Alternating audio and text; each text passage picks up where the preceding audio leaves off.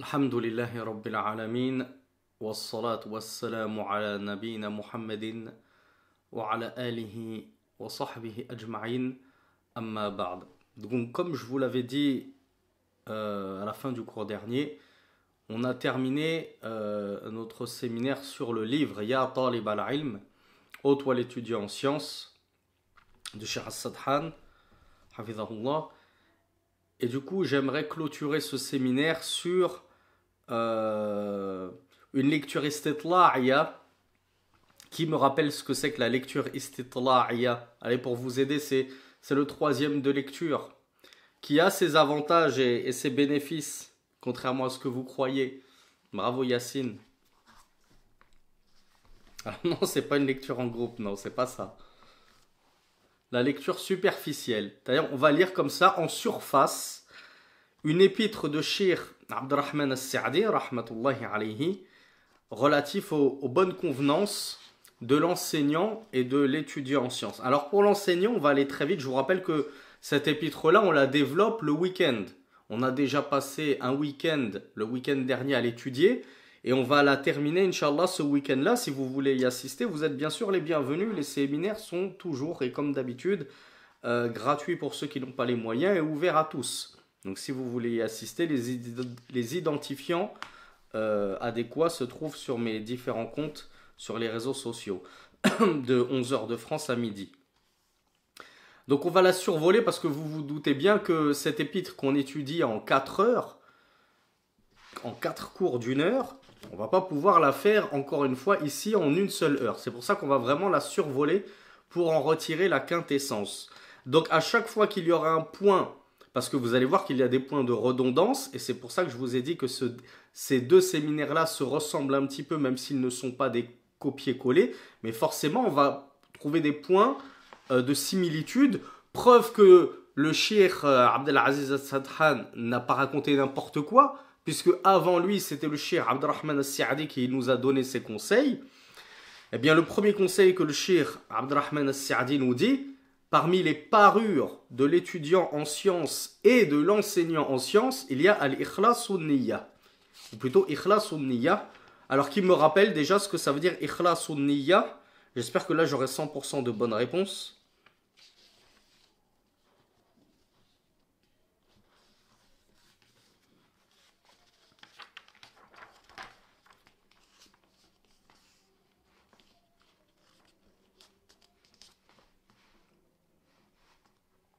Alors bravo mes frères et mes sœurs, j'ai pas vu de mauvaises réponses. Alhamdoulilah. Donc c'est la pureté de l'intention, le fait de vouer cet acte-là, en l'occurrence l'étude de la science, pour Allah seul, Azza wa Jal. Donc comme on le verra peut-être, Inch'Allah, je ne le fais pas pour acquérir un poste d'enseignant, pour gagner de l'argent sur les réseaux sociaux, etc., etc. Donc la première chose que nous disait le cheikh Abdurrahman ibn Sa'di, rahmatullahi alayhi, c'était ikhlasun niyya. En tant qu'étudiant en sciences et en tant qu'enseignant de la science, tu dois absolument travailler sur ton intention et la purifier pour la vouer en toute exclusivité à Allah subhanahu wa ta'ala. La deuxième chose, le shir, c'est encore un point qu'on a vu, donc on y passe très rapidement dessus. C'était tariqatut talab, le mode opératoire pour étudier la science. Comment je m'y prends? Qui me fait une belle phrase pour me résumer le mode opératoire de l'étudiant en sciences? Comment est-ce qu'il acquiert la science? Comment il cherche la science? Comment il étudie? Alors bravo à Naël. Naël, il m'a dit étudier les bases avec les matières les plus importantes. C'est tout à fait ça. Qu'est-ce qu'on pourrait rajouter? Alors bravo Yacine, on commence par l'arabe, puis on attaque des livres courts et concis. Une sœur 14 me dit on commence par la aqida. Moi, comme je vous l'ai dit, c'est qu'on commence par les deux. C'est pas l'un ou l'autre. Je fais de l'arabe parce que dans tous les cas, tu ne pourras pas faire que de l'arabe toute la semaine, toute la journée. Ça va vite te saouler. À moins que tu aies quitté l'école, tu aies quitté ton boulot et tu te dis je vais me consacrer purement à la langue arabe pendant 1 an, 2 ans en Égypte, par exemple. Là, tu peux faire quasiment que ça de tes journées. Mais tu verras que malgré que tu sois investi à 95% dans la langue arabe, tu auras quand même du temps pour étudier un petit peu la aqida. Donc je commence par les matières les plus importantes qui sont la langue arabe et la croyance. Et si j'arrive aussi à pousser les ibadatul khams, les 5 grandes adorations, donc j'ai étudié al-wudu, la prière, la zakat, hein, je vous lâche pas avec la zakat, le jeûne, le pèlerinage, etc. C'est un plus, c'est très bien. Si en plus tu peux rajouter al-arba'in an-nawawiyah, c'est très bien. Donc voilà un petit peu voilà quel est le mode opératoire pour le débutant dans la science. Donc j'y vais petit à petit et je commence par le plus important, et je vais du plus important au moins important. Ensuite, le cheikh nous dit ça, c'est un point que le cheikh a beaucoup développé et qu'on n'a pas étudié dans le séminaire, dans ce séminaire-là de la semaine. Dans le livre Ya Talib al-Ilm de Cheikh As-Sadhan, ça on l'a pas vu. Parce que ça fait partie de la parure de l'enseignant et de son comportement qu'il doit adopter vis-à-vis de ses étudiants. Le cheikh nous dit que, en gros, je vous résume, l'enseignant, il doit vouloir le bien pour ses étudiants. Et il doit éprouver pour eux de l'affection, de la douceur, de la sympathie, de la clémence, de l'indulgence. Et il ne doit pas se positionner comme un simple porteur de bâton. Vous voyez ce que je veux dire lorsque je parle de porteur de bâton? Ça n'existe peut-être plus de nos jours, et encore moins dans les pays développés comme l'Europe, mais au bled, nos parents, nos grands-parents, nos oncles ont connu le bâton. C'est-à-dire que le muallim, quand l'enfant faisait une petite faute, il lui tapait sur les doigts. Or, l'enseignant, il doit être aimé de ses élèves pour que l'élève puisse prendre la science de lui de la meilleure des façons. Alors que lorsque l'élève il va en classe en tremblant, c'est la pire des façons d'apprendre. Et c'est la pire des façons de faire aimer la science à un enfant, c'est de le traumatiser justement. À tel point que certains vont sécher les cours tellement ils ont peur de leur professeur. Donc le professeur, il doit être indulgent envers ses élèves, il doit être patient envers eux, parce que les élèves vont faire des fautes, les élèves vont se tromper, les élèves vont ignorer ce que toi tu tiens pour acquis depuis très longtemps et qui te paraît évident. Donc tu ne dois pas t'offusquer ou avoir un petit rictus de comment on appelle ça, de complexe de supériorité ou de condescendance lorsqu'un élève il te pose une question qui te paraît simpliste. Mais pour lui, elle n'est pas simpliste. S'il est venu te trouver, c'est justement pour prendre la science de toi parce qu'il ne sait pas. S'il savait déjà tout ce que tu sais toi, il ne serait pas venu te voir. Il ne viendrait pas s'asseoir et ployer ses genoux devant toi. Donc fais-toi preuve de modestie envers tes étudiants qui t'ont accordé de leur temps pour venir prendre la science de toi. Donc comme on l'avait dit dans le séminaire du week-end passé, eh bien on a dit que l'enseignant devrait être touché et il devrait être honoré qu'autant d'élèves comme ça, que ce soit en présentiel ou online, lui donnent de leur temps. Au lieu de perdre votre temps sur la télé, sur Netflix, sur vos mangas, sur vos jeux vidéo ou en distraction dehors, en sortie, etc., vous êtes là à assister à un séminaire avec l'enseignant. L'enseignant, il devrait être touché. Et il devrait vous exprimer sa reconnaissance en vous dispensant un enseignement de qualité. Et il devrait être plein de sollicitude envers vous. De la même façon que vous, en tant qu'étudiant, vous devez marquer à votre enseignant du respect, du bon adab justement, de la déférence et de la révérence. Donc vous ne devez pas parler à votre enseignant et plaisanter avec lui comme vous plaisanteriez les uns avec les autres et que vous parleriez les uns entre les autres. Donc voilà un petit peu les bons comportements dont il convient de se parer en tant qu'enseignant et en tant qu'étudiant. En tant qu'enseignant, je dois vouloir le bien pour mes élèves. Le but, c'est de les faire progresser, c'est de les tirer vers le haut. C'est pas de me moquer d'eux parce qu'ils ne savent rien, de perdre patience et de dire « Oh, mais ça, on l'a déjà vu dans un séminaire il y a 6 mois, je vais pas répéter tout le temps la même chose. » Oui, mais chaque séminaire, tu as des nouveaux élèves. Chaque mois, il y a des nouveaux convertis, voire il y a des nouveaux musulmans qui décident d'assister à des cours à la mosquée, de s'intéresser à la religion. Si à chaque fois tu leur dis « Ah ouais, mais fallait suivre les cours depuis la rentrée de septembre », tu vas les démoraliser tes élèves et tu vas les perdre. Donc l'enseignant se doit d'être sur une moralité imminente comme l'était notre modèle Rasulullah sallallahu alayhi wa ala alihi wa sallam, wa innaka la'ala khuluqin azim. Et Allah l'a décrit dans le Coran en disant à son sujet, et tu es certes sur une moralité imminente. Et nous, en tant qu'enseignants, on se doit de prendre modèle sur le messager d'Allah sallallahu alayhi wa ala alihi wa sallam. Et vous, en tant qu'étudiants, vous devez prendre modèle les compagnons. Regardez comme ils respectaient Rasulullah sallallahu alayhi wa ala alihi wa sallam, à quel point ils faisaient preuve de pudeur vis-à-vis de lui, qu'ils n'osaient pas le déranger, qu'ils n'osaient pas l'interrompre quand il parlait. Ils baissaient la voix devant lui, ils chuchotaient. Lorsqu'il parlait, il disait c'est comme si les oiseaux venaient se poser sur nos têtes, tellement on était silencieux et calme. Donc, pour résumer toute l'affaire en une seule phrase, le comportement, le comportement, le comportement des deux côtés, l'enseignant comme l'étudiant. D'ailleurs, le Cheikh Abderrahman As-Saadi, comme on l'a développé dans le cours du week-end passé, il disait que, alors, qui d'entre vous a assisté au séminaire du week-end? Je vois qu'il y a Elias Bajar, je crois savoir qu'il était là. Alors, il y a Naël, il y a iPhone, d'accord. Alors, je vois qu'il y a Samia qui nous disait que en Algérie, là, il y a encore tout juste une semaine, son cousin s'est fait frapper très fort, subhanallah. Ah ouais, c'est le manque de pédagogie. Hein.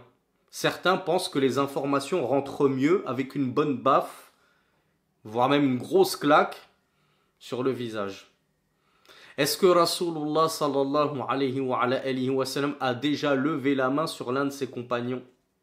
Est-ce qu'il a levé la main sur l'une de ses épouses? Est-ce qu'il a levé la main sur l'un de ses domestiques, de ses serviteurs? Subhanallah. Qui a la meilleure éducation et le meilleur enseignement? Nos professeurs qui frappent leurs élèves ou Rasulullah sallallahu alayhi wa sallam qui a éduqué indirectement des milliards d'êtres humains, puisque jusqu'en 2023 on continue de bénéficier de son éducation par l'héritage qu'il nous a légué dans la sunna. Donc il n'y en a que très peu, 1, 2, 3, 4, 5. Il y en a eu 5 ou 6 qui sont au séminaire du week-end, et certains qui ont fait que le dimanche et d'autres qui ont fait que le samedi. Alors pour ceux qui étaient là, comment est-ce que Cheikh As-Saadi rahmatullahi alayhi a qualifié la relation de professeur-étudiant? Il l'a comparé à quelle relation? En disant même qu'elle était encore plus forte et plus intense que cette relation-là, dans un certain sens. Alors je vois qu'il y a Fatou et Abou Safwan qui ont la bonne réponse. Bint Amin aussi. Bravo à iPhone de Faisal aussi. Comment est-ce que certains étudiants en sciences appellent leur professeur, notamment lorsqu'il est âgé? Bien sûr, on l'appelle Shir, on l'appelle Ya Imam, mais parfois il nous arrive de l'appeler Ya Walid, Al-Sheikh Al-Walid. Ya Sheikhan Al-Walid, oh notre Sheikh, notre père. Parce que les étudiants considèrent leur professeur, et notamment lorsqu'il est âgé, moi par exemple j'ai 40 ans, ça va faire un petit peu bizarre que des jeunes de 20 ans comme vous m'appeliez « Oh noble père », ça ferait un peu too much, et ce serait me vieillir plus que je ne le suis déjà. Mais moi, ça ne me dérange pas de vous appeler mes petits-enfants par affection et par sympathie. Parce que vous êtes quand même beaucoup plus jeunes que moi pour la majorité d'entre vous.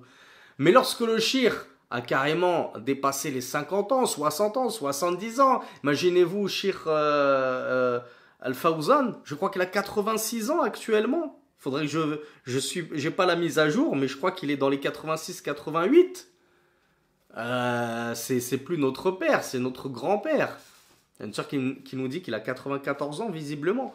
Donc on l'appelle notre père parce qu'il est plus que notre père, ne serait-ce qu'en âge. Donc c'est une marque de respect de dire notre père.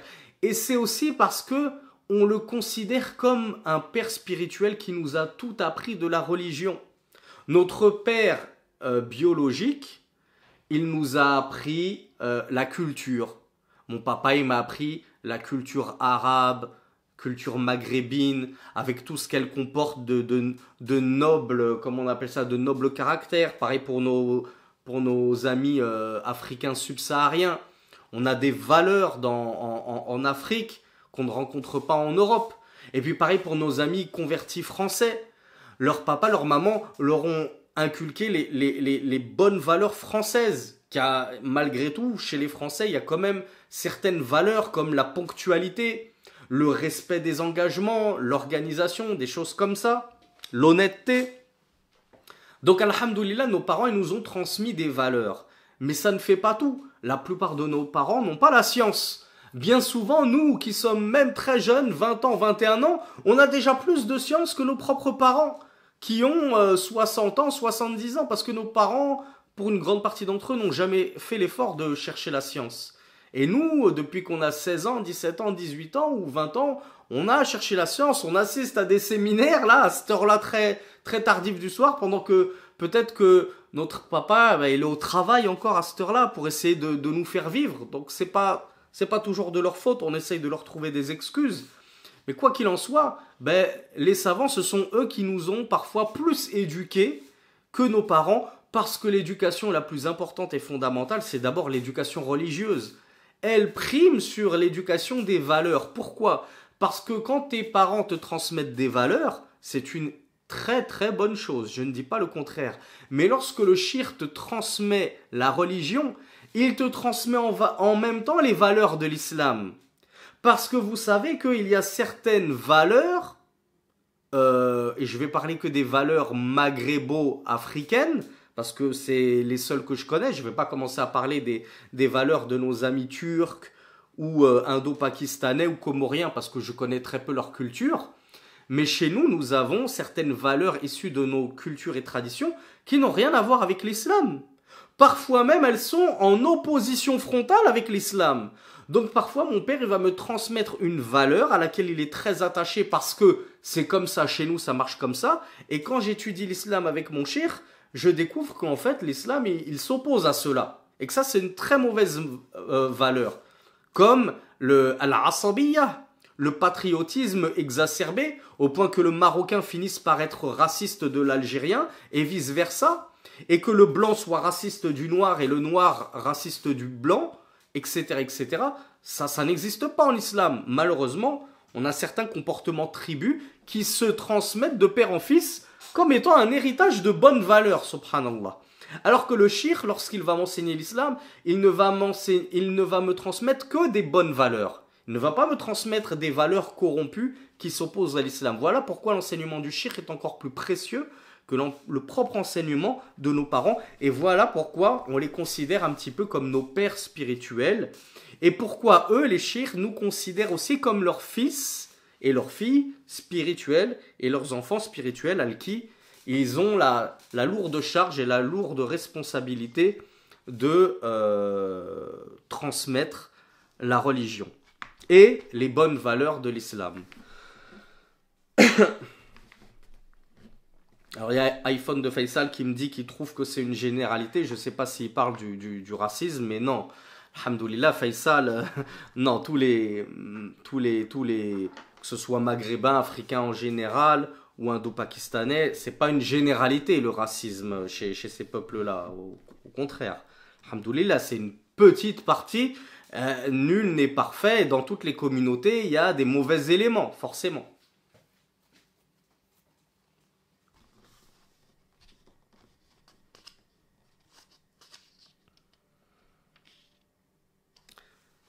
Alors, on parlait du respect que l'étudiant doit avoir envers son professeur.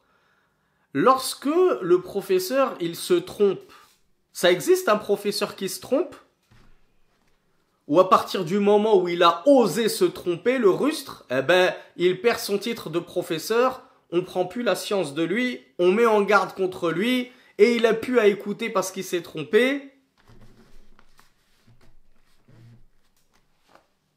En fait, les professeurs, ils cachent leurs deux ailes, c'est ça, ils ont deux ailes dans le dos, mais ils les cachent pour pas qu'on voit que ce sont des anges, c'est ça. Il y a que les anges qui sont infaillibles.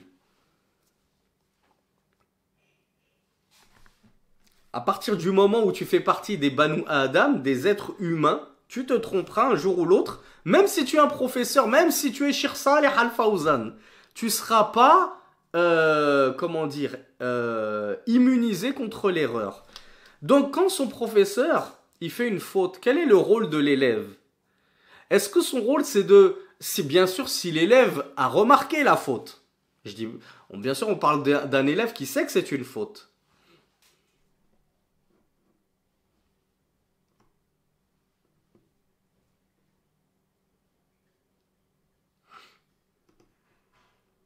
Effectivement, Faisal nous rappelait une parole que je disais. Bien sûr, c'est pas ma parole à moi, c'est la parole des savants. C'est que plus un professeur, un enseignant enseigne et donne des cours, imaginez-vous un professeur qui a commencé à enseigner à l'âge de 30 ans, 40 ans, aujourd'hui il a 70 ans, 80 ans, il a 40 années d'enseignement dans les jambes. Vous imaginez bien qu'il en a collectionné des erreurs en 40 ans, forcément. Mais bien sûr, le jeune diplômé de telle université qui débarque, il a jamais fait darwa de sa vie, et qui commence à vouloir corriger tout le monde en disant lui il s'est trompé là, lui il s'est trompé là, lui il s'est trompé là. Sous-entendu, prenez la science de moi parce que moi je me trompe jamais. Mais oui, forcément, si t'as que 3, si t'as que 3 cours sur toute ta chaîne YouTube, alors que ça fait des années que t'es au chômage technique dans l'enseignement, forcément tu peux fanfaronner. Mais moi, je préfère étudier avec un professeur qui nous enseigne la religion depuis 40 ans et qui a une dizaine, une vingtaine d'erreurs, plutôt que quelqu'un qui fanfaronne parce qu'il n'a aucune erreur, parce que tout simplement, il a donné 3 cours dans sa vie. Donc, comment on se comporte avec ce professeur qui se trompe? Eh bien, le Cheikh Ibn Sa'di, rahmatullahi alayhi, pardon, il nous dit on doit lui faire remarquer avec sagacité, avec pédagogie, avec douceur, si possible en privé, afin qu'il se corrige en privé bien sûr, puis en public, en disant voilà dans le cours précédent j'ai fait telle erreur et je reviens dessus.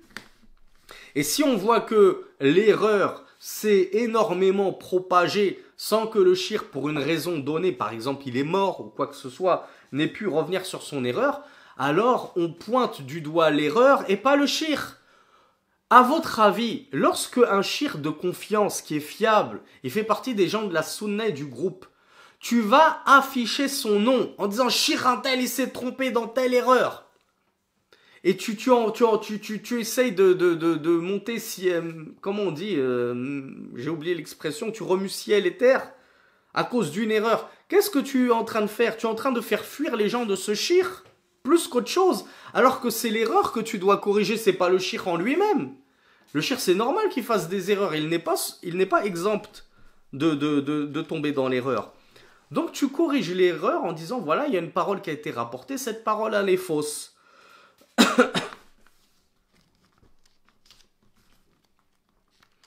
Donc avec le shir, on doit faire preuve de bon comportement, même lorsqu'il se trompe.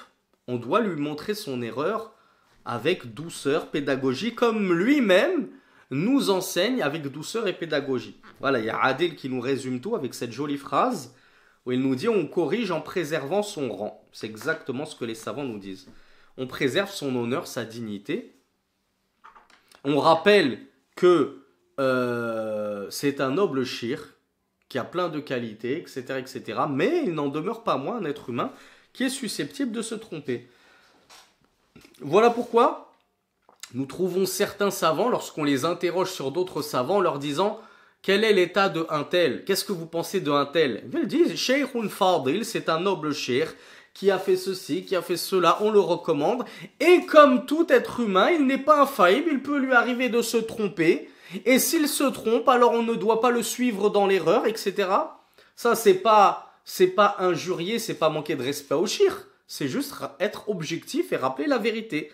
Le shir, il a beau être le plus noble du monde, il n'est pas infaillible et on ne doit pas le suivre dans l'erreur. Et on lui rappelle juste avec douceur et clémence comme lui est doux et clément envers nous. Et qu'est-ce qu'il incombe au shir, à l'étudiant, au shir, à l'enseignant, au professeur, lorsqu'on lui fait remarquer son erreur?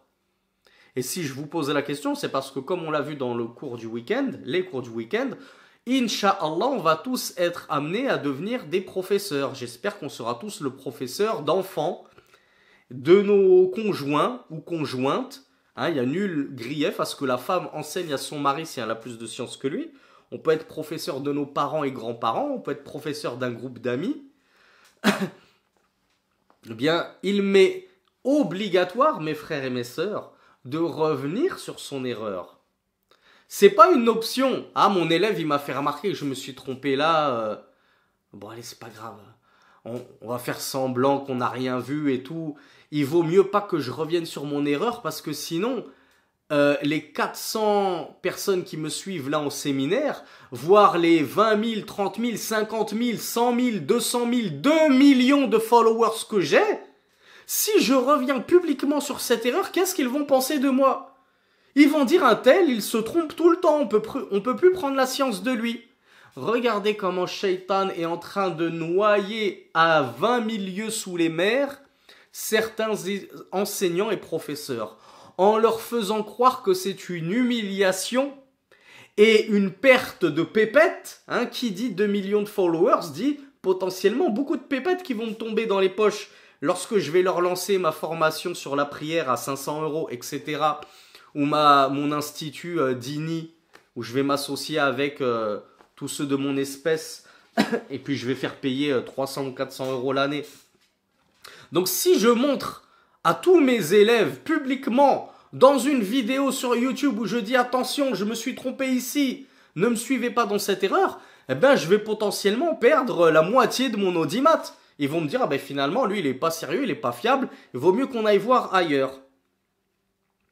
Eh bien, je vous le rappelle, et je le rappellerai à quiconque cette parole atteindra, et j'espère qu'elle arrivera très loin, que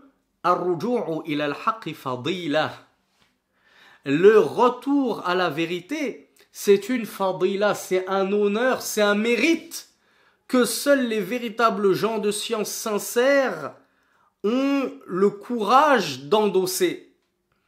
Quant aux charlatans et aux égareurs et aux personnes mal intentionnées, eh bien eux, ils pensent que revenir à la vérité en clamant ouvertement et publiquement qu'ils se sont trompés ici et là, même si tu t'es trompé plusieurs fois, et il est où le problème?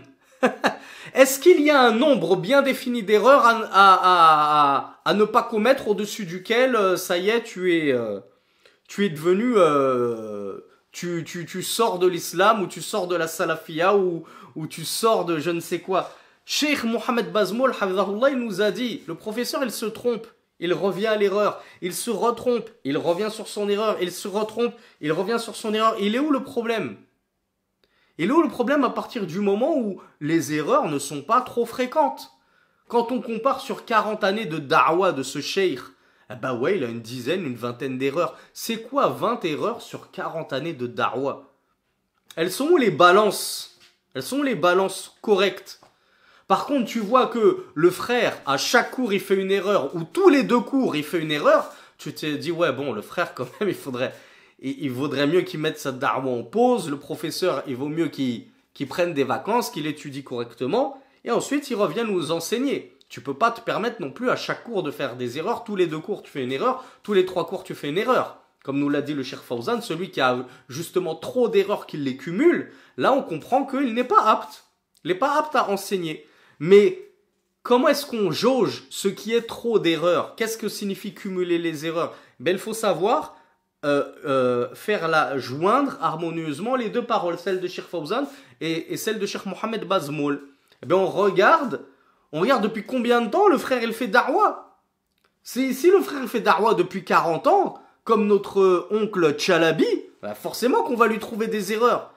Il y aura même des erreurs terribles, comme le tibia. Une erreur pour laquelle il s'est pris une mise en garde par le pauvre Abdelhaj, complètement ce mesquin, qu'Allah le réforme et nous préserve de son mal. Même de la part d'un grand étudiant en sciences comme notre oncle Chalabi, on pourra entendre des énormités. Mais depuis combien de temps il a fait da'wa? Pensez-vous qu'il allait passer 40 ans, 50 ans à faire da'wa sans jamais glisser? Tout le monde peut faire une erreur, sauf que le cheikh il est revenu sur son erreur. Et il n'a pas eu honte de le faire publiquement. Et c'est à ça qu'on reconnaît les gens sincères et les vrais professeurs de qui on peut prendre la science. Quant à ceux qui vont faire des erreurs horribles en disant que l'islam, il a aboli l'esclavage.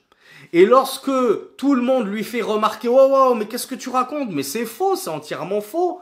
L'esclavage n'a jamais, l'esclavagisme, ou l'esclavage, je sais pas comment on dit, l'esclavage ou l'esclavagisme, n'a jamais été aboli en islam. Eh bien, il édite très rapidement sa vidéo, il supprime sa parole, et puis, comme si de rien n'était, comme si j'avais rien dit, comme si rien ne s'était passé, je passe à outre, j'ai pas envie de dire à mes 2 millions d'abonnés, attention, j'ai fait une grosse erreur, j'ai dit une parole, j'ai fait un lapsus. Ça arrive des lapsus, on en fait tous.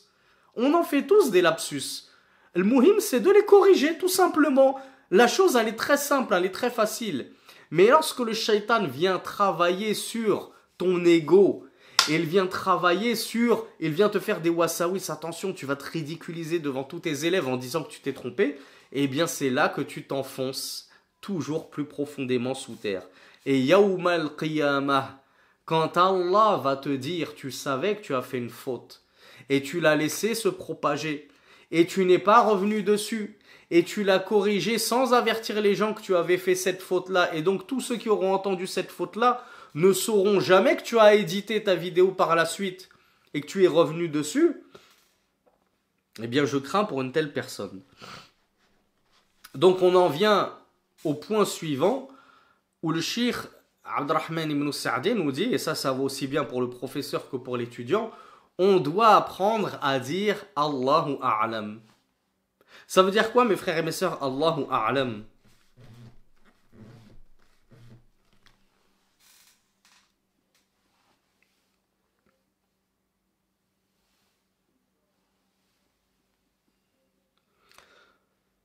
Alors je suis content parce que je m'étais dit, je vais peut-être lire de la part de l'un d'entre vous que ça veut dire je ne sais pas. Parce qu'on pourrait penser, à force de poser des questions à des gens et qu'ils nous disent Allahu A'lam, certains non-arabophones pourraient penser tout simplement que c'est la traduction de je ne sais pas. Je ne sais pas, ya'ni Allahu A'lam. Allahu A'lam, ça veut dire Allah est plus savant. En d'autres termes, je ne connais pas la réponse, Allah est plus savant. C'est Allah qui sait la réponse à la question que tu m'as posée. Donc lorsqu'on reçoit des questions, que je sois professeur ou étudiant, si je ne sais pas, eh bien je dis je ne sais pas, tout simplement. Quelle est la bonne réponse à une question dont tu n'as pas la réponse? Ben, la bonne réponse, c'est de dire je ne sais pas. Je n'ai pas la réponse. Ça, c'est la bonne réponse. Quand tu as inventé une réponse en te disant faut absolument, là, il y a un frère et une sœur qui m'a posé une question en plein séminaire. Il m'a pris comme ça en traître. Je m'y attendais pas, on est en direct live. Il m'a posé une question, je l'ai lue à voix haute. Et je me dis, mince, moi, j'ai pas la réponse. Mais si j'apporte pas de réponse tout de suite, je vais m'afficher devant la centaine de participants que j'ai en face de moi, voire les 2 millions si je suis en live sur Instagram avec mes 2 millions de followers. Et ils vont tous dire, mais c'est qui ce guignol qui a même pas la réponse aux questions qu'on lui pose? En fait, c'est pas un savant, c'est pas un cheikh, etc. Donc, encore une fois, le shaitan va venir me travailler pour me pousser à inventer une réponse comme ça, sortie de nulle part, en me disant, alors ouais, c'est halal, en fait c'est halal parce que tu vas commencer dans des digressions à te perdre et à perdre tout le monde. Si tu ne sais pas, n'aie pas honte de dire Allahu A'lam. L'imam Malik t'a précédé là-dessus, et quelqu'un était venu de je ne sais où, je ne sais combien de jours de marche il avait entrepris, enfin, de jours de voyage à dos de monture il avait entrepris, pour lui poser une question, parce qu'on leur avait dit, dans sa contrée, on lui avait dit, allez voir l'imam Malik, c'est le plus savant de cette époque. Il a fait tout ce chemin, tout ce voyage pour poser une question à l'imam Malik. L'imam Malik, il lui a dit, Allahu A'lam. Allah est plus savant. Cet homme lui a dit, comment ça, Allahu A'lam? J'ai fait tout ce voyage, les gens attendent la réponse que je suis venu chercher auprès de toi. Je vais retourner, qu'est-ce que je vais dire aux gens? Si tu me dis Allahu A'lam, eh ben l'imam Malik, il lui a dit, dis-leur que tu as demandé à l'imam Malik ceci et cela, et qu'il t'a répondu Allahu A'lam. Je ne sais pas. La uhsinul jawab. Je ne connais pas la réponse. Il est où le problème? Je connais pas la réponse. C'est pas grave de pas connaître une réponse. Ce qui est grave, c'est de faire de fausses réponses, d'inventer des réponses inexistantes. Alors, Cheikh Ibn Sa'di, ici, il nous parle de le point suivant, al-munazara bayna al-muta'allimin. Le fait de faire des petits, alors pas des débats, hein. J'ai déjà parlé à plusieurs reprises des débats. Quand on est un ignorant et un débutant, on ne débat pas, ça n'existe pas, comme je vous l'ai expliqué, à ce stade-là de notre science, ça n'existe pas. Quand on est bien enraciné dans la science, à la limite, on débat avec certaines règles et une certaine pédagogie, et pas avec n'importe qui. Hein, on va pas, comme vous le dites si bien, on ne donne pas l'heure au premier Gugus venu qui cherche la polémique. Hein, parfois fait partie de la sagesse de ne pas accorder d'importance à celui qui n'est pas digne qu'on lui accorde de l'importance. Mais faire des petits débats comme on l'a vu hier dans le sens de questions-réponses, on se fait un petit majmoua, un petit groupe d'étudiants et puis on va essayer de débattre sur tel sujet. L'essuyage sur les chaussettes, est-ce que c'est légiféré ou non? On va essayer de regarder les arguments des uns et des autres, voir s'ils tiennent par rapport à l'analogie, par rapport à l'essuyage sur les bottines, al-khuffayn, etc., etc.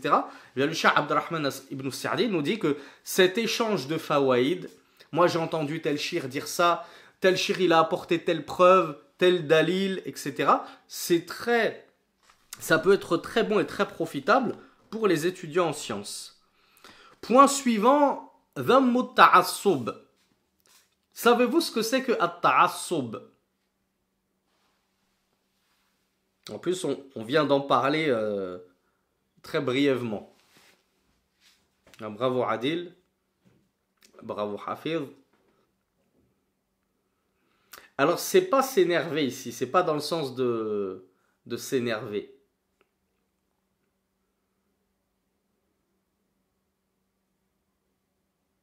Je sais que, notamment en Darija, on a la asab pour dire les nerfs, j'ai les nerfs. Ici, at-ta'assub, c'est le fait... Alors, j'attends parce que je vois qu'il y a encore des réponses qui défilent. Pour l'instant, j'ai eu que 2 bonnes réponses. Adil et Hafiz. Ça m'étonne parce que vous êtes quand même nombreux. Et c'est un mot qu'on doit vraiment bien connaître. Ah, Mohamed Dutrez nous dit la colère, c'est pas vraiment ça. Eh bien, vous me faites le plaisir de tous écrire cette définition et de l'apprendre. At-ta'assub, c'est le fanatisme. Et moi, j'aime pousser la définition plus loin en disant le fanatisme exacerbé. C'est-à-dire que vraiment, tu es allé trop loin dans ton fanatisme. Et le fanatisme, du coup, envers qui? Et envers quoi? C'est pour ça que je vous ai dit, on en a parlé il y a quelques minutes. On parlait de certaines ethnies racistes d'autres ethnies à cause de ce ta'assub. Nous, on est les meilleurs. Des 3 pays du Maghreb, c'est nous les meilleurs. Les autres, ils ne valent rien. C'est des faux maghrébins. C'est des colonisés, c'est des ceci, c'est des cela. Nous, on est meilleurs. Il y en a, j'ai même entendu certains noirs, pour ne pas dire africains, parce que tous les noirs ne sont pas africains. J'ai même entendu certains noirs être tellement muta'assiboun de leur couleur de peau. Est-ce qu'ils souffrent d'un complexe d'infériorité? Je ne sais pas.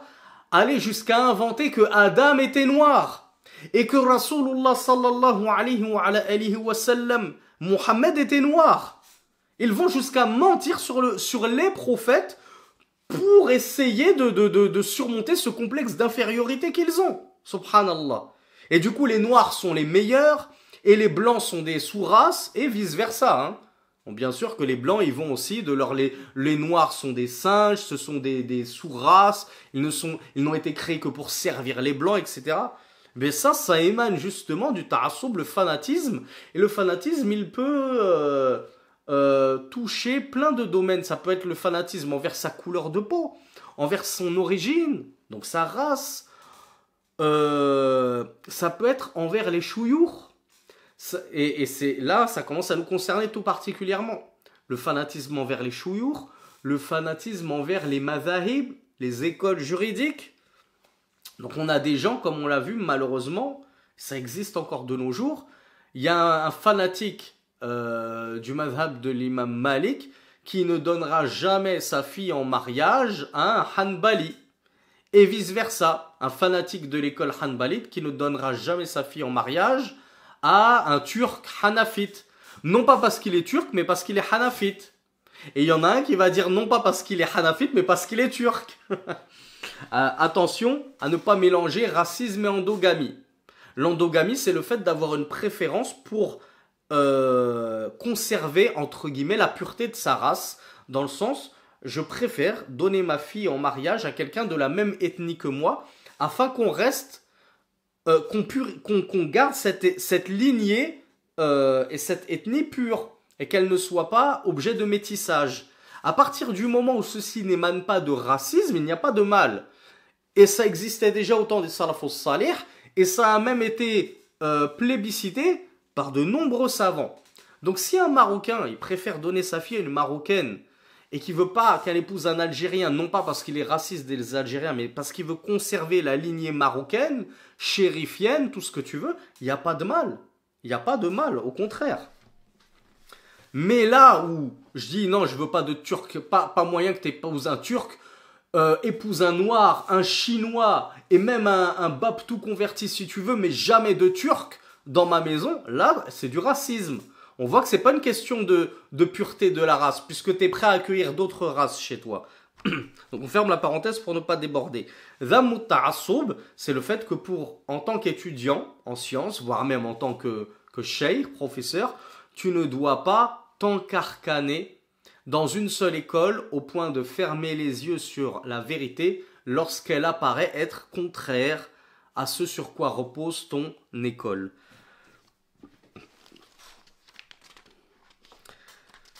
Le point suivant, il me semble qu'on l'a étudié, et pas que dans ce séminaire en plus, j'en ai très souvent parlé, At-tahdhir min talab al-ilm lid-dunya. La mise en garde contre l'étude de la science pour la dunya. D'ailleurs, qui d'entre vous sait ce que c'est que la... Alors, je ne vais pas vous dire qui sait ce que c'est que la dunya. Qui d'entre vous ne sait pas ce que veut dire dunya, qui est un mot fondamental. J'espère que chacun d'entre vous connaît ce mot-là. Parce que c'est un mot que vous lirez tout le temps dans le Coran, dans la Sunna, dans les cours des savants. Alors tout le monde sait ce que veut dire dunya. Du coup je le traduis pas alors. On est d'accord, je poursuis alors. Étudier la science pour la dunya. Je vous mets en garde contre ça, nous dit le Cheikh Abdelrahman As-Sa'di. Attention à étudier la science dans le but ensuite d'ouvrir ton institut pour brasser un max d'argent et vendre des formations à tout le monde, etc. etc. Ton but c'est Allah subhanahu wa ta'ala, et ne t'inquiète pas que si tu es sincère, Allah te donnera ta part de dunya. D'ailleurs, comment sauter ce point-là sans remercier fraternellement, chaleureusement et abondamment toutes les généreuses personnes qui participent à chaque fois, les quelques généreuses personnes qui participent parfois à certains de mes séminaires et qui nous permettent de tenir comme ça à ouvrir ces séminaires au plus grand nombre pour ne pas mettre de clause financière, dans le sens celui qui ne paye pas, il n'y assiste pas. Donc j'en profite pour remercier toutes ces personnes qui nous aident dans la da'wa, même parfois en dehors des séminaires. Je reçois un petit PayPal comme ça, tenez, c'est pour vous faciliter dans la da'wa. Donc je vous remercie, et je ne le dis absolument pas pour éloger ma propre personne, très loin de là. Vous savez que j'ai une piètre image de moi-même, mais vous êtes les premiers témoins que ces séminaires sont gratuits et que je n'impose à personne de payer. Je vous propose un certain montant que j'estime être honnête. Si vous pouvez le payer, ben moi ça m'aide, ben je ne vais pas mentir. Ça me permet de dégager de mon temps de travail pour vous l'accorder à vous et préparer mes cours et vous préparer des séminaires. Ça me permet de dégager du temps pour faire des vidéos et vous enseigner aussi sur YouTube, en dehors des séminaires en live.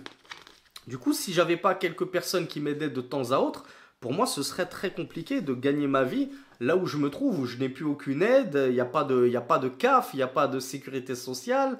Je suis livré à moi-même, donc c'est pas évident, donc vraiment un très très grand merci à ces gens-là. Et pourquoi je dis ça? C'est parce que, en toute humilité, j'ai essayé de de faire ça pour Allah subhanahu wa ta'ala, en ouvrant donc les séminaires à tout le monde. Je donne les codes d'accès sur tous mes réseaux sociaux, donc n'importe qui, même ceux qui me détestent, ils peuvent checker sur un compte secondaire, ou comme on appelle ça en privé, ou en anonyme, mon compte pour avoir les codes. Puis c'est arrivé dans les premiers séminaires, ils viennent et puis ils m'ont gribouillé. À l'époque, je savais pas comment Zoom fonctionnait, donc je savais pas comment couper les tableaux blancs, et ils venaient écrire sur mon séminaire comme ça pour semer la pagaille et la zizanie et pour perturber mes séminaires. Donc vous voyez, même mes ennemis qui me détestent, ils peuvent venir profiter s'ils veulent. On n'interdit personne. Jusqu'à aujourd'hui, j'ai bloqué personne. Je sais que je peux ban des participants. J'en ai bloqué personne jusqu'à maintenant. Et j'espère que je n'aurai jamais à le faire, Inch'Allah. Donc tout ça pour dire, on a essayé de faire les choses pour Allah subhanahu wa ta'ala. On se repose sur lui et on compte sur lui pour qu'il nous accorde notre rizq.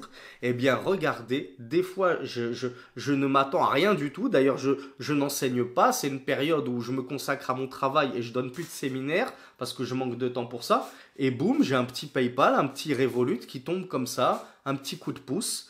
Et comme je vous l'ai déjà dit dans d'autres cours, vous-même, vous êtes les premiers témoins de cela. Que lorsque parfois vous faites des sadaqat, des aumônes purement désintéressés, vous voyez que 2-3 jours après, une semaine après, un mois après, Allah il vous rend cette aumône d'une façon à laquelle vous ne vous attendiez même pas et meilleure encore. T'as ta petite mamie qui t'envoie un petit chèque de 500 € pour l'Aïd. Alors que d'habitude, elle fait jamais ça. Et là, tout d'un coup, ça t'est tombé sur la tête. Mais subhanallah, wa man yattaqillaha yaj'al lahu makhraja.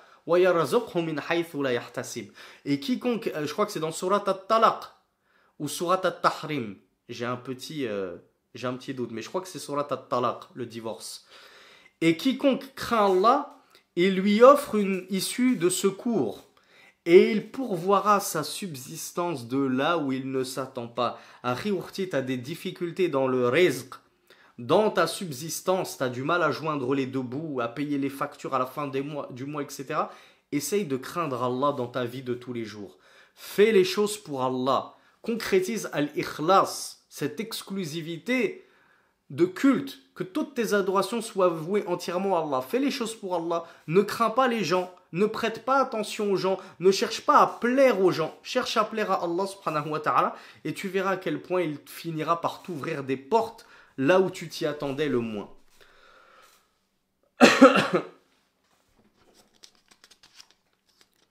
Shir rahmatullahi alayhi nous dit le point suivant, c'est al-amalu bil-ilm. Œuvrer en fonction de la science que j'ai acquise. Donc j'ai acquis de la science, pourquoi? Pour montrer mes muscles, pour fanfaronner? Non. J'acquiers de la science pour ensuite la mettre en pratique. Pouvoir œuvrer pour satisfaire mon Seigneur. Eh bien, comme on l'a vu, fait partie des meilleurs moyens de mémoriser la science que de la mettre en pratique, notamment les doigts. Qui d'entre vous a appris la doua que je vous ai appris, Sayyidul Istighfar? C'est celle-là que je vous ai apprise ou c'est une autre? J'ai un petit trou. Non, je crois pas que je vous ai appris Sayyidul Istighfar. Je vous ai appris celle à la fin du Tashahhud, c'est celle-là. Il me semblait vous avoir parlé de 2 doua. Il n'y en a pas une deuxième?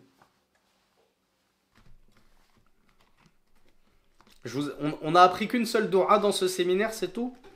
Je pensais qu'il y en a... Il y a Yassine qui me dit que celle sur le pardon aussi, on l'a apprise.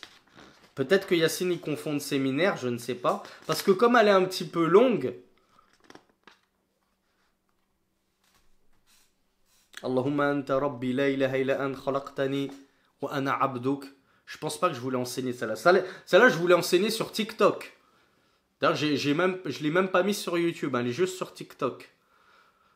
Et peut-être sur Instagram. Mais du coup, je voulais pas enseigner dans un séminaire. Mais en tout cas, Allahumma khfir... non, Allahumma khfirli warhamni warzuqni. Ça, Mohamed, je voulais pas enseigner. C'est celle qu'on dit à la fin du tashahhud, qu'on peut dire, que je vous ai enjoint à dire et je vous ai enjoint à apprendre.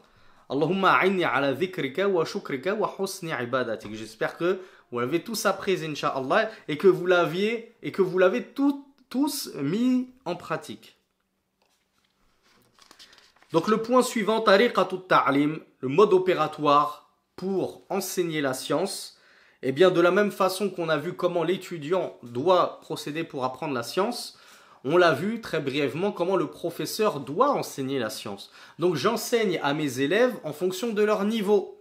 C'est pour ça que moi je vous pose souvent des questions. Est-ce que vous avez assisté à tel séminaire? Quel livre vous avez déjà lu dans la Aqida pour jauger un petit peu votre niveau? Qui d'entre vous est arabophone? Quel âge vous avez? Il faut se mettre à la hauteur de son public.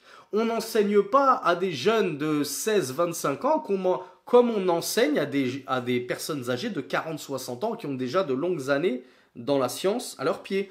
On n'enseigne pas à un arabophone comme on enseigne à un francophone, etc., etc. Donc fait partie de la pédagogie de l'enseignant d'adapter ses cours en fonction du public qu'il a en face. Donc toi, Akhi, toi, Orti, lorsque tu enseignes à ta mère, tu ne peux pas lui enseigner comme tu enseignes à ton camarade de classe qui étudie la science avec toi dans tel institut ou au pied de tel savant. Forcément que tu vas devoir adapter ta pédagogie en fonction de la personne que tu as en face. Et avec ta mère, tu devras faire preuve de beaucoup plus de patience. Et tu devras beaucoup plus répéter. Et tu devras y aller beaucoup plus lentement parce qu'elle comprendra moins vite que ton propre camarade de classe qui étudie depuis plusieurs années avec toi la science.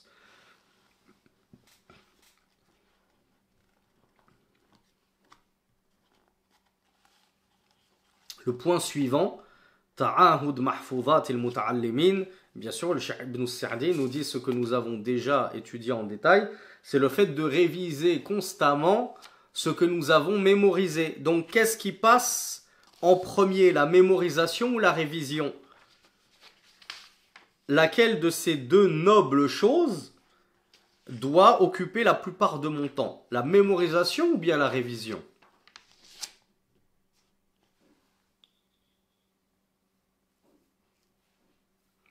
Bravo.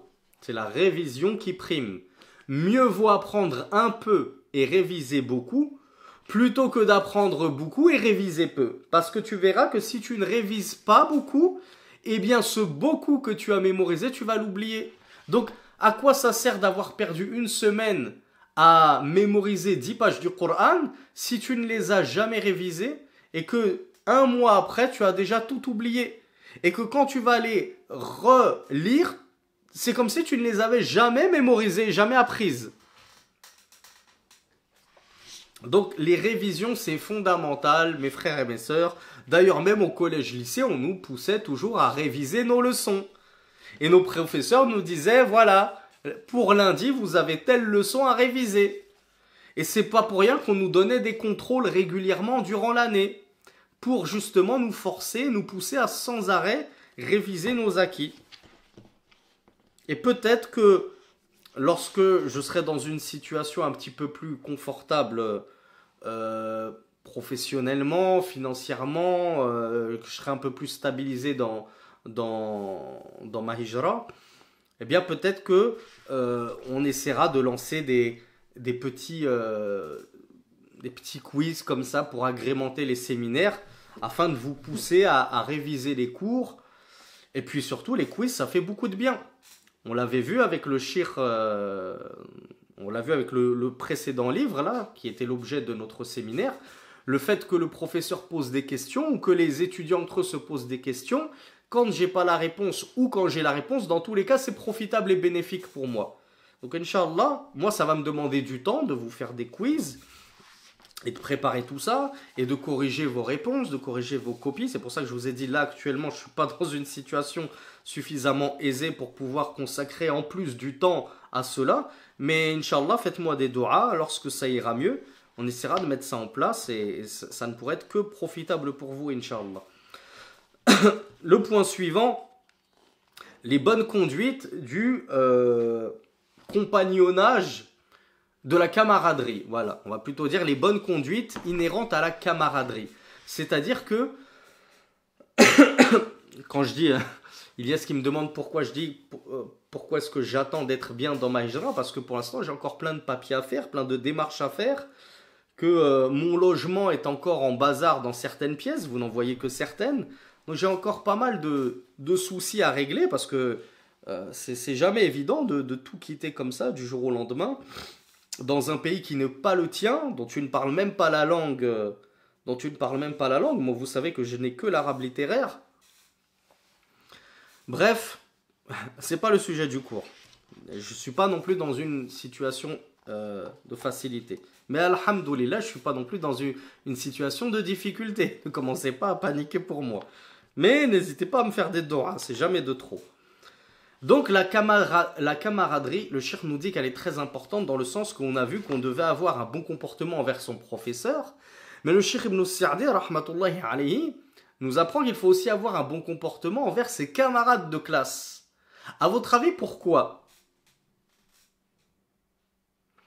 Ou je vais vous poser une question un peu plus facile.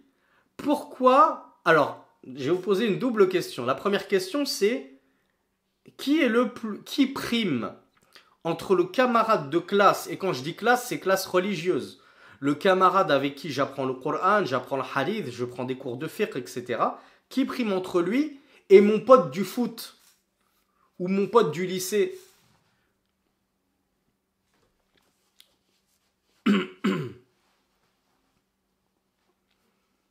Alors, vous me dites tous le camarade de religion. La question, elle était un petit peu. La réponse était implicite. Vous vous doutez que si je vous ai posé cette question, c'était évident qu'on allait faire primer la religion. Mais alors pourquoi du coup? Pourquoi est-ce que le camarade de classe religieuse, il prime sur le camarade de classe de collège, lycée laïque? Qu'Allah vous en préserve.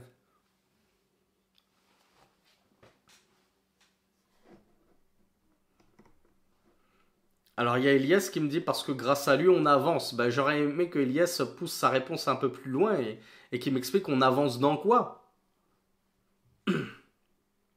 Alors bravo à Bint Amin qui nous rappelle qu'on est censé s'aimer en Allah. C'est très juste, Bint Amin. Alors Siyah nous dit il va nous pousser vers le haut, c'est juste. Amina nous dit il nous aidera à nous rapprocher d'Allah, c'est juste. Elle nous dit qu'on va se tirer mutuellement vers le haut. Alors Oumassia m'apporte une belle faïda. Elle nous dit parce qu'ils pourront témoigner pour nous le jour du jugement. Et inversement, Inch'Allah, on l'espère, qu'Allah fera de nous des intercesseurs pour ceux que nous aimons. Et j'espère qu'on n'aura jamais besoin de l'intercession de qui que ce soit pour sortir du feu. On demande à Allah subhanahu wa ta'ala qu'il nous en préserve et qu'il nous fasse rentrer directement au paradis.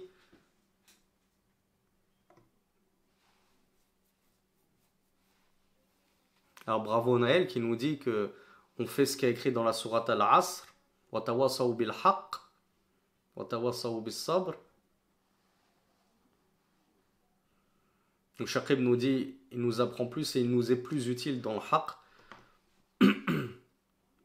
Et Mu'ad nous dit il est plus utile dans la dunya et dans l'akhira, effectivement. En fait, vous m'avez tous apporté tout un tas de bonnes réponses. Et vous avez un petit peu, apporté tout ce que nous a expliqué le cheikh Abdurrahman ibn Sa'di. Il nous dit que déjà ton sahib, ton ami, ton pote, ton collègue, lorsqu'il est musulman en plus, il a un certain droit sur toi, c'est le droit de compagnonnage, le droit de ton frère fillah.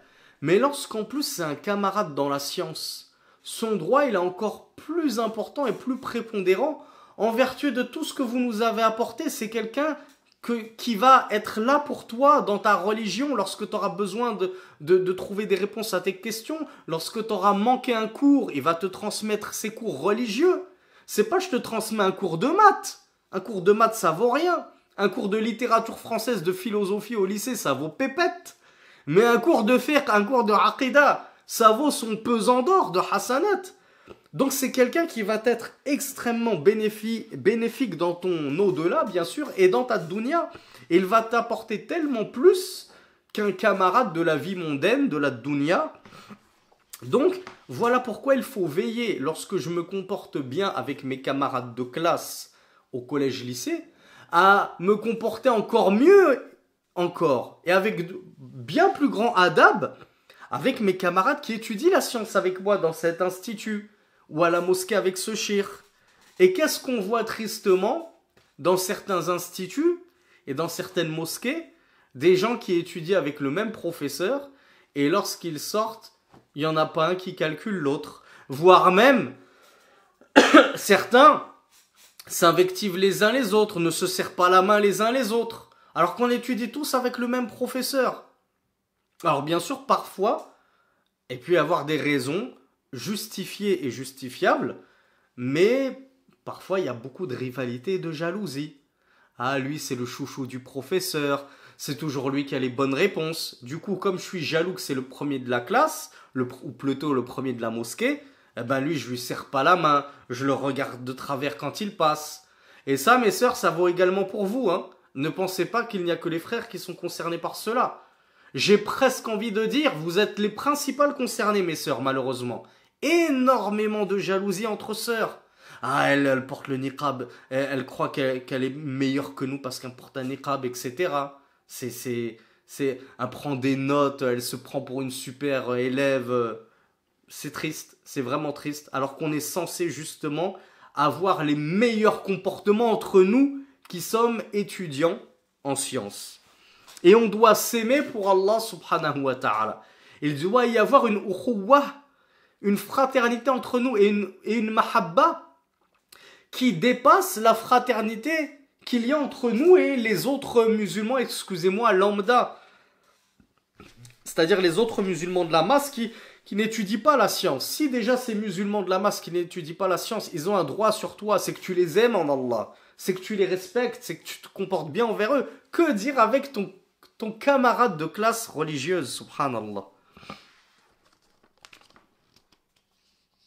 Donc le Cheikh Abdurrahman As-Sa'di nous disait qu'il ne convient pas que si tu es en capacité d'être bénéfique envers ton camarade de classe religieuse, eh bien de ne pas faire tout ce qui est dans tes moyens pour l'aider, pour lui venir en aide, pour lui être bénéfique.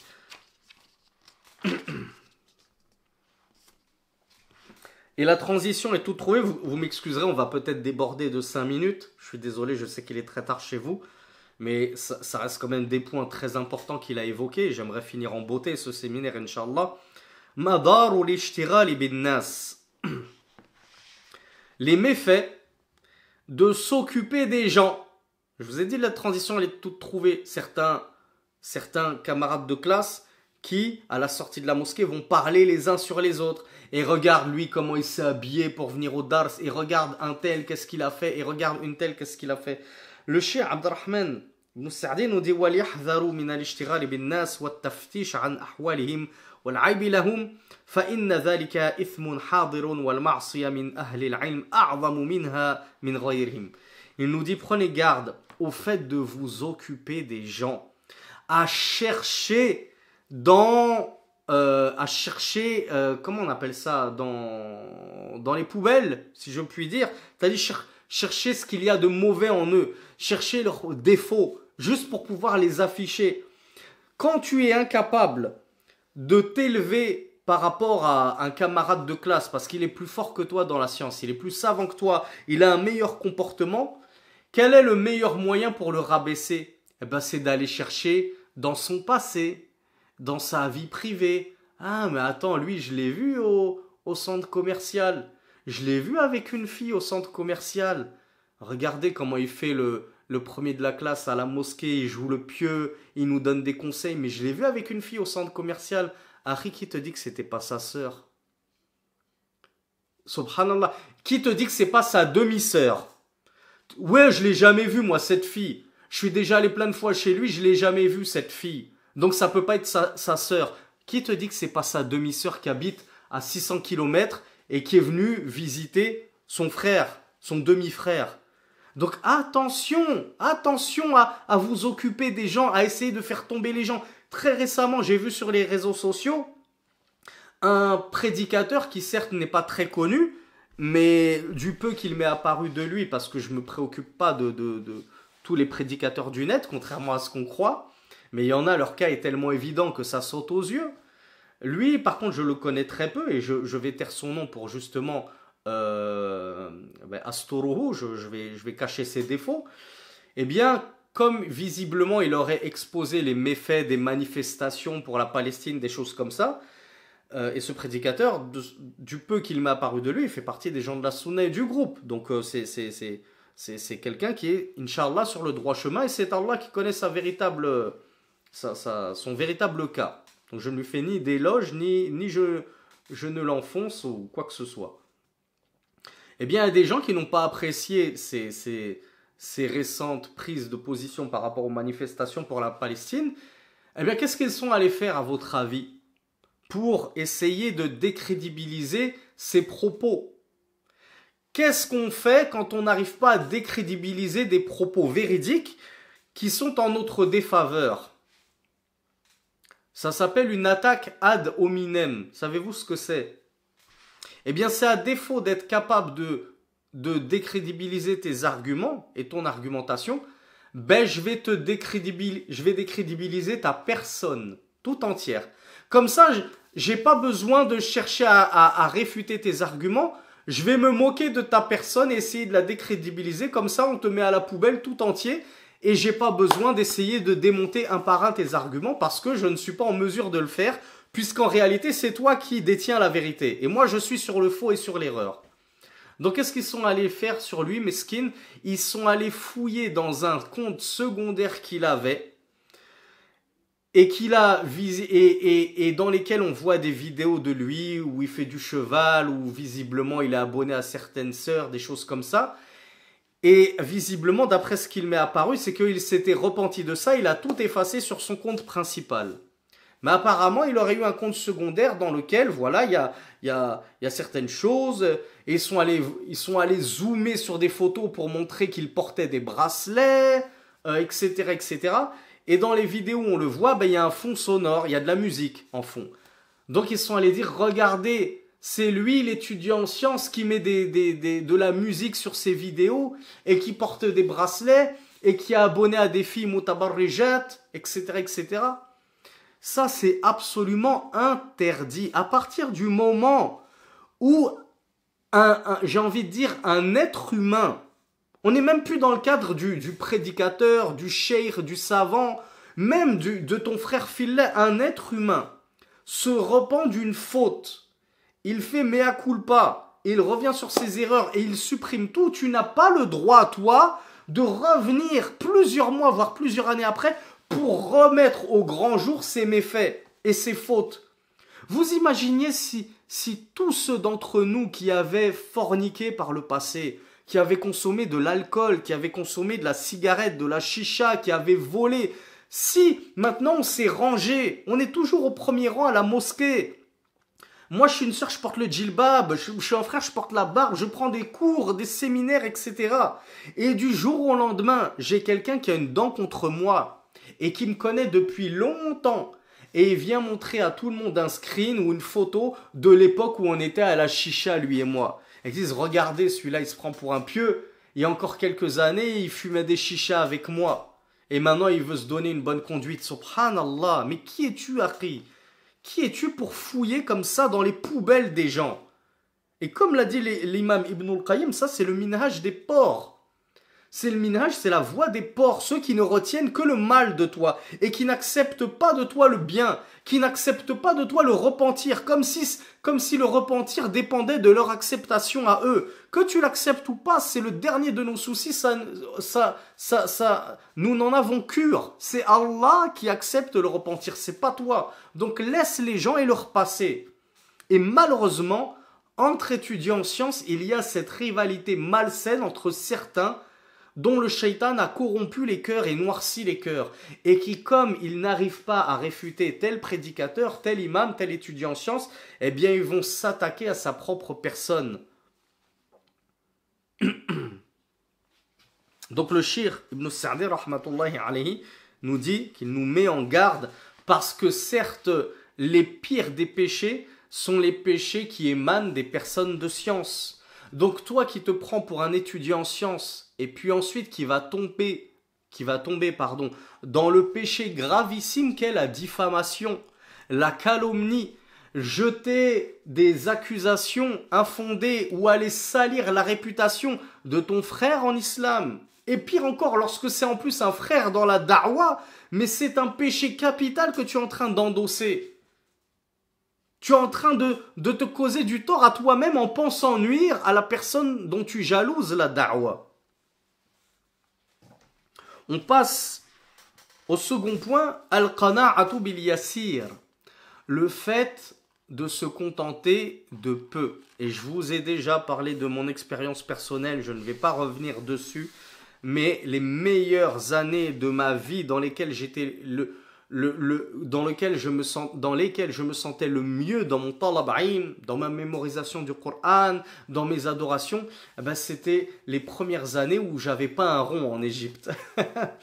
J'avais pas de revenus, je vivais sur les faibles économies que j'avais gagnées. Et bien, figurez-vous que lorsque tu manges peu, que tu te contentes de peu, que tu vis dans un petit logement modeste, eh bien c'est là que tu profites le plus du talab ilm. Donc le Cheikh Abdurrahman ibn Saadi, qu'est-ce qu'il nous dit? Il nous dit al-qana'a, le fait de savoir se contenter de peu et de savoir se contenter de ce qu'Allah nous a donné, de ne pas chercher à toujours avoir plus, voire même d'être insatisfait de ce qu'Allah m'a décrété comme rizq, comme subsistance. Il nous dit cela ne convient à aucun musulman. Tout musulman est censé se contenter et être satisfait de la part qu'Allah subhanahu wa ta'ala lui a écrite. Comment ça s'appelle ça déjà, mes frères et mes sœurs? Cette fameuse part qu'Allah nous a écrite. Et qu'il a même écrite 50 000 ans avant de créer les cieux et la terre. Alors pas le rizq, mais de façon plus générale. Effectivement, c'est le destin, la prédestinée. Il y en a qui m'ont parlé de maktoub. On parle surtout de qadar, le fameux qadar, qadarullah. C'était qadarullah, c'est ce qu'Allah m'a écrit. Il a écrit que je serais smicard. Il a écrit que je gagnerais 5 000 € par mois. Il a écrit que je serais marié. Il a écrit que je serais célibataire. Il a écrit que je serais, comment on appelle ça, stérile, etc., etc. Je dois savoir me contenter de ce qu'Allah subhanahu wa ta'ala a décrété pour moi. Et ne pas convoiter les biens de mon prochain. Ah, si seulement Allah il pouvait me donner tout ce qu'il a et lui retirer tous les bienfaits qu'il a à lui, comme ça je lui passe devant, etc. Donc le cheikh nous dit déjà que tout musulman de base est censé se satisfaire et croire au qadar. On doit croire au qadar et on doit accepter le qadar, cette prédestinée, et on doit être satisfait de ce qu'Allah subhanahu wa ta'ala a décidé de ce qadar puisque c'est la décision d'Allah. Comment ne puis-je pas être satisfait de la décision qu'Allah subhanahu wa ta'ala a prise concernant ma vie, concernant mon rizq, ma subsistance, concernant mon statut social, marital, etc., etc.